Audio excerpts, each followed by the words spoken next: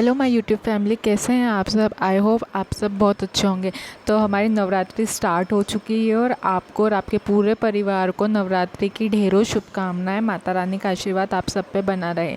तो मैंने आज स्टार्ट कर दी अपनी पढ़ाई, अपना टाइमर ऑन कर दिया है और मेरा एग्ज़ाम हो चुका है। मेरा एग्ज़ाम 12 तारीख को था, थर्ड शिफ्ट में, और मेरा सेंटर भी इंदौर में ही आया था और मेरा एग्ज़ाम हो गया है। और अब मैं एमटीएस के लिए प्रिपेयर कर रही हूँ। आप में से बहुत लोगों ने एमटीएस का फॉर्म भरा होगा, तो आपको पैटर्न तो पता चल ही गया होगा कि इंग्लिश और जीके कैसा पूछा जा रहा है। और मेन वेटेज तो इंग्लिश और जीके का ही रहता है एमटीएस में। तो अगर बात करें तो इंग्लिश और जीके ही सबसे ज़्यादा लेंदी आ रहे हैं। बाकी मैथ्स और रीजनिंग तो खैर उनके मुकाबले इजी ही है, लेकिन इंग्लिश और जीके लेंथी भी है और थोड़े टफ़ लैंग्वेज भी आ रही है उसकी, तो उसके लिए हमको थोड़ा ज़्यादा एफ़र्ट डालने पड़ेंगे। तो अभी मैंने मेरी हिस्ट्री उठा ली थी, हिस्ट्री को रिवाइज़ कर रही थी मैं। और रिवाइज़ करने के बाद जो फैक्ट लगते, जो मुझे याद नहीं होते हैं, जैसे कि कौन किसकी 1 कैपिटल कहाँ hour पर later. है, ये वो मुझे याद नहीं होते। उनको मैं ऐसे एक पेज पे बिल्कुल शॉर्ट नोट बना के लिख लिया था मैंने, ताकि मुझे सिर्फ जो एग्ज़ाम टाइम पे ये मैं करके जाऊँ तो मुझे अच्छे से रिटेन रहे मेरे दिमाग में। एंड फिर उसके बाद मैंने ग्रामर्स के रूल कर लिए थे। ग्रामर में ना बहुत इजी भी आए थे एरर, और बहुत ट्रिकी भी आए थे। अगर आपको ऐसे ग्रामर रूल ना टिप्स पे याद है ना, तो आपके अच्छे से बन जाएंगे। लेकिन अगर आपको ग्रामर रूल अच्छे से याद नहीं है, आपने सिर्फ ऐसे रीड करके गए हो ना, तो आप थोड़े फंस सकते हो उसके अंदर। और उसके बाद मैं कर रही थी वोकैब, तो वोकैब में याद कर रही थी और मैं ऐसे लिख लिख के भी देख लेती हूँ एक बार बिना देखे, ताकि मुझे दिमाग में अच्छे से रिटेन रहे। और मेरी ये प्रॉब्लम है, या फिर कुछ भी कह लो, कि मुझे जो भी चीज़ मैं याद करती हूँ, अगर मैं उसको लिख के देख लेती हूँ ना, तो मुझे एक कॉन्फिडेंस आ जाता है कि हाँ मुझे अच्छे से याद हो गया। और अगर मैं ऐसे रीड करके छोड़ देती हूँ ना, तो मुझे लगता है कि शायद मुझे याद ही नहीं हुआ है, मुझे वो कॉन्फिडेंस नहीं आता है। इसलिए मैं एक बार ऐसे लिख के देख लेती हूँ, ताकि मुझे अच्छे से याद भी हो जाए। और दिमाग, अगर हम एक बार लिख लेते हैं ना, दिमाग में बहुत अच्छे से रिटेन रहता है।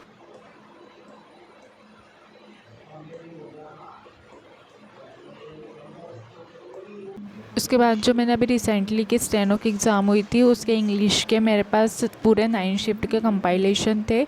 तो उसमें से सबसे पहले मैं पैसेज कर रही थी, और पैसेज जो भी अभी नए पूछे गए हैं वही कर रही थी मैं। और पैसेज करने के बाद मैंने फिर एरर भी कर लिए थे। और उसके बाद रानी मैम की क्लास ले ली थी फ्रेजल वर्ब की, क्योंकि फ्रेजल वर्ब मैंने पढ़े नहीं है पहले, अभी मैं फ़र्स्ट टाइम ही फ्रेजल वर्ब कर रही हूँ।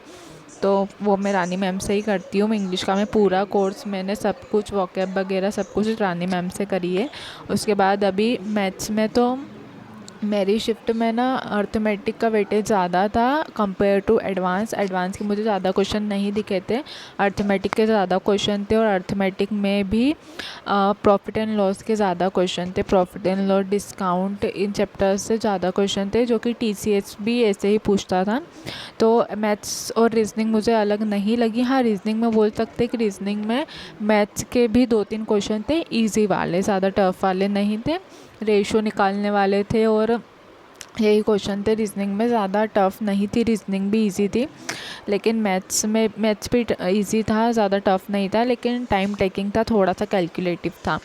और मैं फिर प्रॉफिट एंड लॉस के क्वेश्चन बनाने लग गई थी। और क्वेश्चन बनाने के बाद ना फिर बहुत देर हो गई थी और 4 घंटे की मेरी पढ़ाई कंप्लीट हो गई थी। तो मैं अभी लूँगी छोटा सा ब्रेक। अभी मैं खाना खाकर फिर वापस आऊँगी, अपनी पढ़ाई स्टार्ट करूँगी। अभी मैं अपना टाइमर ऑफ़ कर दूँगी। और अभी 2:30 या पौने 3 बजे के लगभग टाइम हो रहा है। अभी मैं एक आधे या 1 घंटे का छोटा सा ब्रेक लूँगी, और उसके बाद फिर से अपने स्टडी का सेकंड स्लॉट स्टार्ट कर दूँगी। तो अभी मैं वापस आ गई हूँ पढ़ाई करने, अपनी स्टडी का सेकंड स्लॉट मैंने स्टार्ट कर दिया, अपना टाइमर भी ऑन कर दिया। और मैं ज्योमेट्री की एक क्लास ले रही हूँ।